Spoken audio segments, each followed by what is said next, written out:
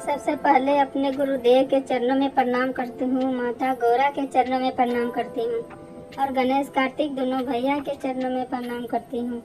जितना भी देवी देवताओं हैं उन लोगों को भी चरणों में प्रणाम करती हूँ। मेरा प्रणाम स्वीकार हो।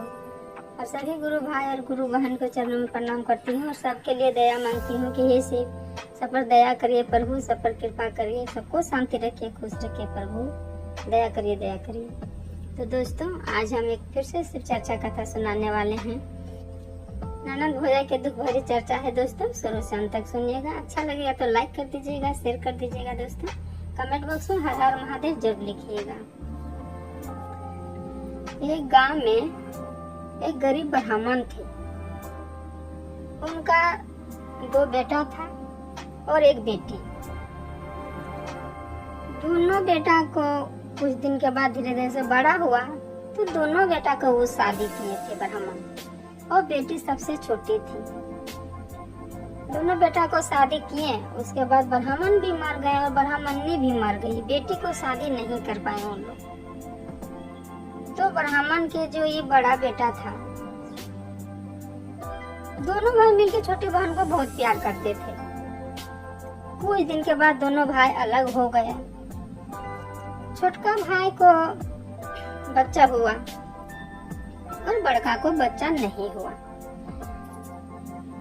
तो बड़ी जो थी भौजाई, वो अपना ननद को बहुत प्यार करती थी, बड़ी वाली। और छोटकी वाली को अपना बच्चा हो गया था तो उतना ननद को प्यार नहीं करती थी। और छोटका थोड़ा कमा में ज्यादा था, पैसा अच्छा खासा कमा रहा था, और बड़का नहीं कमा पा रहा था उतना पैसा, बच्चा भी नहीं हुआ था, पर अपना बहन को बहुत मानता था दोनों को। जो बड़ी थी, बड़ी वाली अपना ननद को बहुत मानती थी।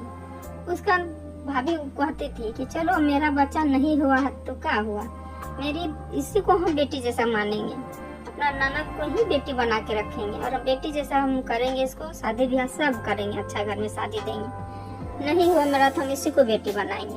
और बहुत मानती थी अपना ननद को, बहुत खुश रखती थी, हर जरूरत पूरा करती थी।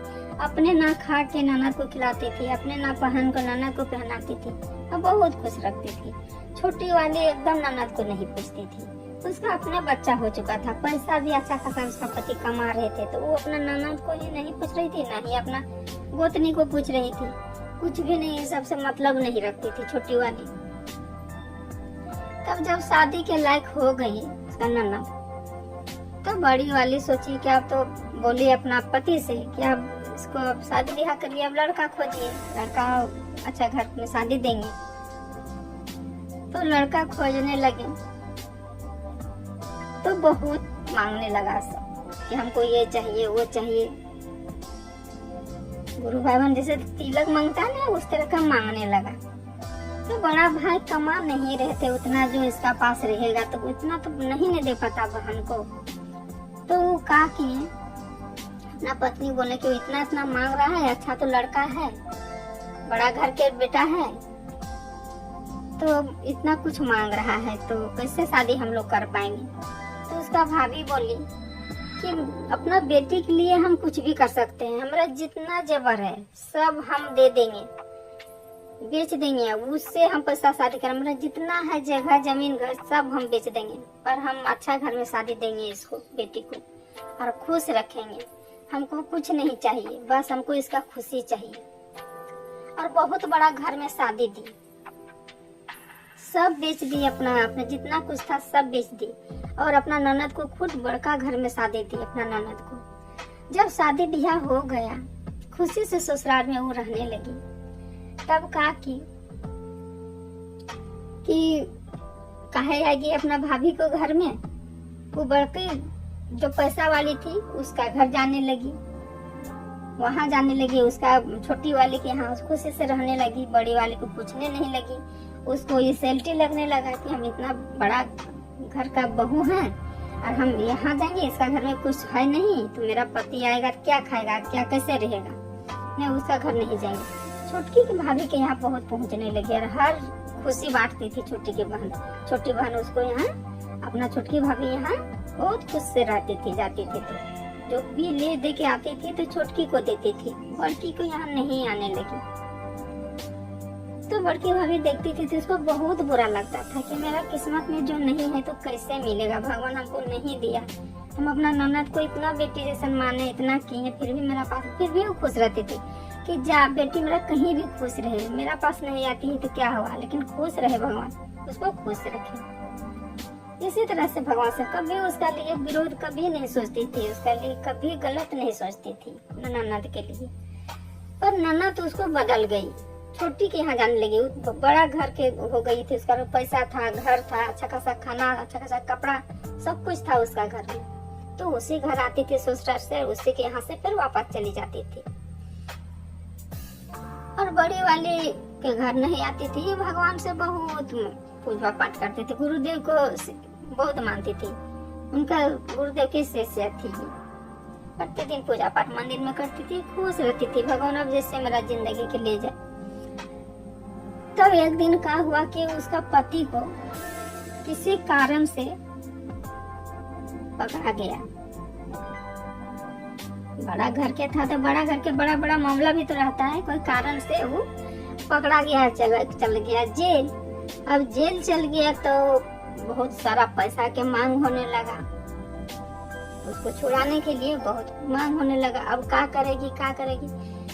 जब बड़की वाली पास तो छोड़ दी थी आने के लिए, तो सब जाने लगी छोटी भाभी के यहाँ आ रही थी कि भाभी ऐसे ऐसे हो गया मेरा पति, सब हमको छुड़ाना है, हमको इतना पैसा चाहिए। तो उसका भाभी काहे उसका बात सुनेगी, इससे दूर भागने लगी, इससे बात करना ही बंद कर दी। जाती थी तो वो अपना पल्ला झाड़ देती थी कि नहीं मेरा पास कुछ नहीं है, क्या देंगे मेरा, हम जैसे तुमको छोड़ाना है, तेरा पति है, तुम अपना छोड़ा, कुछ नहीं मेरा पास देने के लिए। नहीं देती थी छोटी वाली, नहीं देने लगी। जब तक खाली खुशी से जाती थी, ले देने के लिए होता था तब नहीं देती थी। तब उसको लगा ननद को कि हम इसको यहाँ इतना आते थे, हमको नहीं पूछने लगी,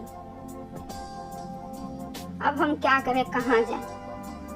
तब फिर आई घूम के फिर अपना बड़ी भाभी के यहाँ, जो बेटी जैसा रखी थी, अब शादी ब्याह दी थी, उसका यहाँ रोने लगी या दुखड़ा बताने लगी। उसका बड़ी भाभी बोली बेटा नहीं रोना है, हम सब ठीक करेंगे, जितना पैसा लगेगा हम काम करके चुकाएंगे, पर हम उनको छुड़ा के लाएंगे जेल से, जेल में नहीं रहने देंगे। और बड़ी भाभी जो थोड़ा मोड़ा बचल था शादी के बाद, वो भी बेच उच के और दामाद को जेल से छुड़वा के ले आए और खुशी से घर में घुसवा दी, और खुद से फिर वो रहने लगी, और फिर अपना बड़ी भाभी यहाँ आने जाने लगी। तो दोस्तों, इंसान को बदलने में कुछ नहीं लगता है, इतना ये मानी थी, लेकिन बेचारी फिर भी इसको रोते दिन चला गया। कितना बेटी जैसन की, थोड़ा सा धन संपत्ति मिल गया कि चली गई भाभी, बड़ी छोटी भाभी के यहाँ।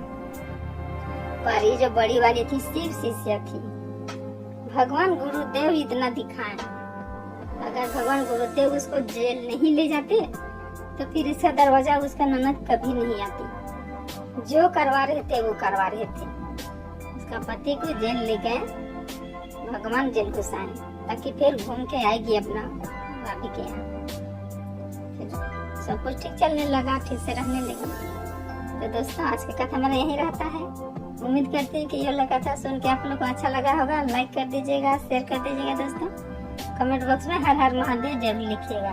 तो सब मिलके बोलिए हर हर महादेव, माता पार्वती की जय।